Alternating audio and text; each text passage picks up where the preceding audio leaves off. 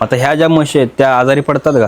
माझ्या आता एक 12 महिने किंवा 1.5 वर्ष झाले म्हशी घेतलेल्या, अजून एकाही म्हशीला ताप नाही.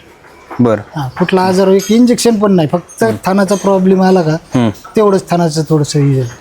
बरं. आता तुम्ही ह्यांच्याकडे ज्यावेळेस गेला होता त्यावेळेस इथनं आता ते बरेच 2000 किलोमीटर अंतर आहे ते, म्हणजे हरियाणा मोठा आहे. तर ह्यांच्याकडे गेल्यानंतर तुम्ही तिथं कशी म्हशी खरेदी केल्या, कसा होता अनुभव, त्यांनी काय काय नक्की तुम्हाला हे केले?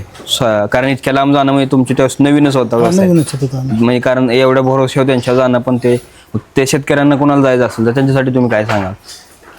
त्यांच्यासाठी आता आम्ही नवीन होतो, आम्ही हरियाणात गेल्याच्या नंतर त्यांनी एवढं आम्हाला सस्पेंड केलं की आपण ते आम्हाला गोठ्यावरती न्यायची, म्हैस दाखवायची, म्हैस आपण पास करायची.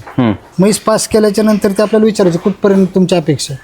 आपण जर म्हणलं ना भाऊ ही 1 लाखापर्यंत घ्यावं, तर ते 80,000ला म्हैस मागायची. बरं.